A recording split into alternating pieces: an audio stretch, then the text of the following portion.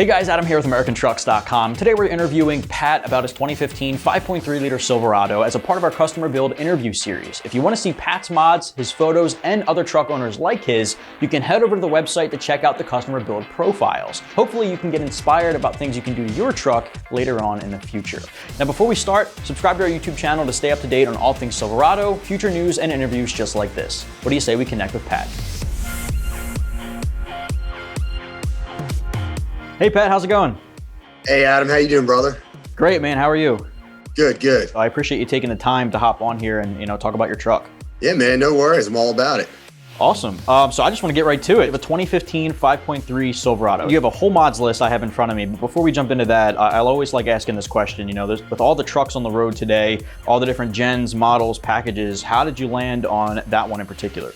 So I actually had my first, I guess you could say, off-road vehicle was a Toyota FJ Cruiser, which I fell in love with. It was a great vehicle. And then, as I got older, I bought a house. I was like, this little four-door suicide FJ Cruiser is just not going to work. I had a bunch of buddies that had Silverados and that had crew cabs. And I was like, you know what? The crew cabs are a lot bigger than what they used to be. And so, I could dual hat it. I mean, I can put my family in there. I got the bed in the back and I can take it off-roading, take it to the beach. I like the Silverado. I was a Chevy guy, so that's why I went with that one. You're right. The Super Cruise and the crew cabs are really, really spacious and honestly pretty luxurious nowadays. So yeah. I think particularly with Chevys, there's a lot of mods you can do to these trucks, a ton of exterior stuff. And it looks like you racked up quite a bit of exterior mods yourself. The first thing that catches my eye is the front end, where you have a DV8 recovery bumper. So I saw that one and, it looked pretty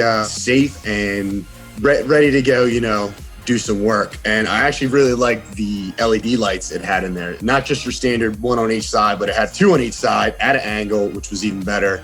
And let me tell you this, they do light up the road. It's great to have. It had the option for, a winch if I ever wanted to put that in, and it is sturdy. I can absolutely guarantee you this thing is sturdy. I had an experience with it, and let's just say if it wasn't for that bumper, it could have been a lot worse. But just the aggressive look of it and the material that it was made of, it was definitely, forged strong. So yeah, awesome. And the nice thing about that bumper in particular, I believe it's 3 pieces. So installing it, you kind of go piece by piece, so you don't have to worry about fighting a massive 300-pound bumper. You can kind of take it section by section. Now you also have somewhat of a matching rear bumper with the barricade option, is that correct?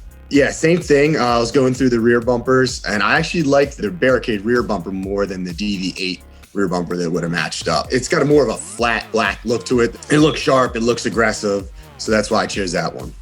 Yeah, and I personally like that. I mean, one of the things that Chevy, I think, has done right is put a bed step on the bumper. Yes. And your barricade one has the same thing. I'm pretty short, so having the step there on the bumper is a huge help. Yeah, I would think, honestly, if I chose one that didn't have that bed step, I definitely would have missed that and regretted that. So I'm glad it was in there. It definitely gets used when you hop in and out. Absolutely. And looking at the rear, you have taillights too, the axial LEDs. I wanted something that looked sharp, looked different.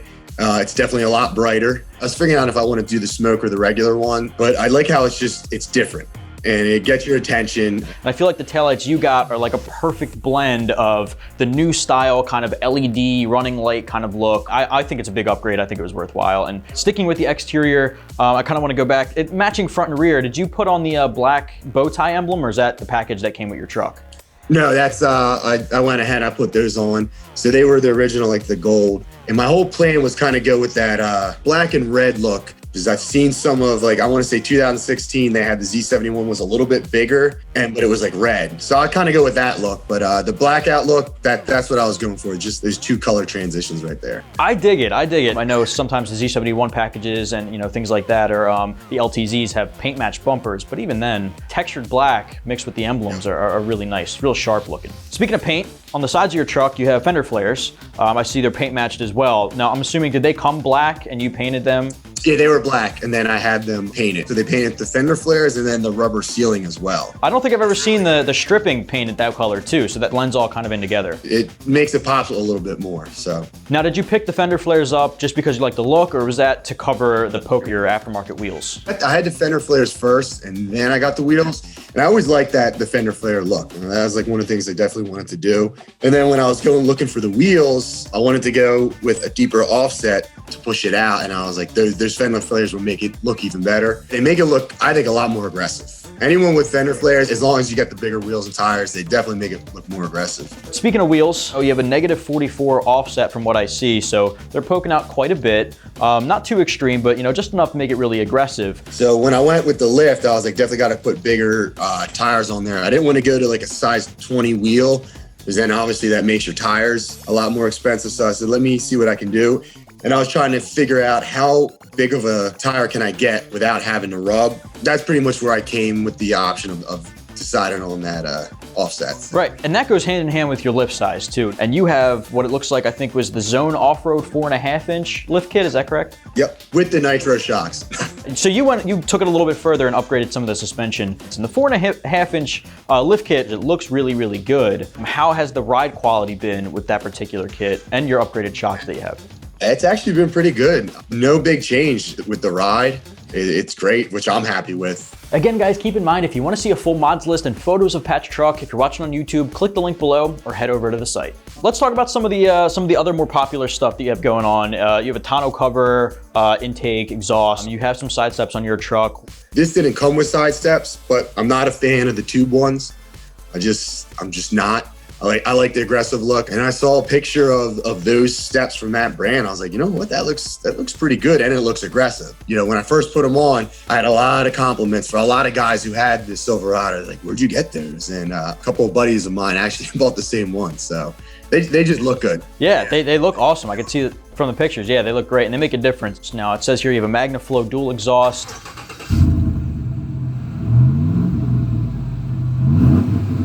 I think that was the second purchase I made for the truck, and why not? I mean, it's not a race truck, obviously, but hey, got that bigger engine in there. You just want that grumble. So it's got that nice little rumble. I know MagnaFlow is a good company. Well, the stock was like a single. I went with the dual tip with the cut, just because that's what the kids like nowadays. So gives it kind of like a street truck look a little bit. Yeah. Kind of on the same token of First 5 power mods and stuff like that. You have an intake, K&N intake, another category with a ton of options. How'd you land on that K&N one? Hey, that was the first purchase I made. Easy to install, and just to give you a little bit more horsepower and torque, just a little bit more. And K&N is a good brand. And I said, hey, look, K&N is just put that old piece of American intake on that truck right there. So there you go. Pair that up with the tuner, big common combo intake and tune. Now I know yours may not be like custom tuned, but the Superchips Flash Cal does exactly what you need it to. I'm sure you can tune for the intake itself, the bigger wheels and tires, the correct speedometer. Yeah, and I was doing my research, and it's not a tuner like what I want to get, what upgrade I want to get, which I found out you can with Flash Cal. You can pay an extra few bucks, and then they'll upgrade you to the tuner. But it definitely helped with the bigger tires, and it's simple. You just plug it in, it'll read everything. So I was able to adjust the tire ratio on the truck, which then helped with the gas mileage. I've been able to read codes on there, so it's a good piece of equipment that I bought for, and I like the ability you have to upgrade to a real tuner, which I think I might do down the road. Yeah, definitely. It's not an investment everybody wants to make, especially right off the bat, but it's nice to know you have the upgrade if you can or if you want to later down the road. Now, it looks like yours was a pair, came with the amped throttle booster, and that's something I love talking about because it's a little polarizing. Some people are like, it doesn't do anything, and others like swear by it. What are your thoughts and your experience? Swear by it. I swear by it. Yeah, so obviously, and then I was ignorant to all of it in the beginning, and then I started researching. Long story short, it's like, fly-by-wire with your throttle. So there were times when I'm driving, but, if I have to change lanes or whatever, it lags. And then, you're driving, you press the gas down, and then there's that delay, and it catches up. And then next thing you know, you're like, going like that. With that throttle enhancer I have, it's like immediately when I installed it and started driving, I could tell a difference. And It doesn't mean I'm driving around faster. I feel like it pairs in hand with the amount of throttle I want it to have. That's how I think about it too. Some people tend to go the route of like, oh, well, that's not like real horsepower. You got to upgrade to a tune, do it right. It's not about shaving time off your quarter mile. It makes a difference on your day-to-day drive. Yeah, and I think if you look at it in that aspect and you realize it doesn't do that, it's not going to give you, 25 more horsepower, but it gives you that when you press the gas and you need it to go, it's going to go. And then when you guys had the pair, was like, hey, that's a deal right there. So I have one last question before I let you go, not about your mods, but about maybe things in the future. What are your plans? What are your aspirations? What are your next mods you're looking at? I definitely want to put headers on it, the full, so that way the exhaust is complete. And I want it to sound good. I just love that sound, especially in cold mornings when I start it up and you get that nice grumble. So I think that would be the next thing I do. Then get a tuner, and that way it's matching up everything there. Exactly, and that'll pull the power straight out of those headers, pair it up with the intake, pair it up with the exhaust. Everything will kind of click. So definitely want to upgrade and get the similar headlights. Right now, I just have the LED inserts, which are great. I mean, they're bright, but I want that look. I really like however they have them now in the newer one. Like the daytime running light, LED strips. Like, I'm a big fan of those too. Yeah. Yeah, I really like them. So do that. Maybe do the rear backup light on the cab. Make that LED. Hey, LED is the way to go. It's bright. I like it. Probably about it for now. All right, listen, that's a pretty good way to start. Well, Pat, man, I appreciate you taking the time again. Thank you for clicking up with me and talking about your truck. Definitely, man. Appreciate it, brother. No problem. Take care, all right? All right, you too.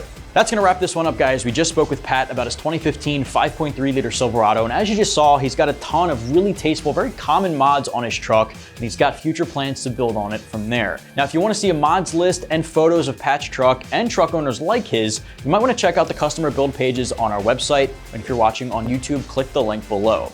Subscribe to our YouTube channel to stay up to date on all future Silverado content, and keep it right here at AmericanTrucks.com.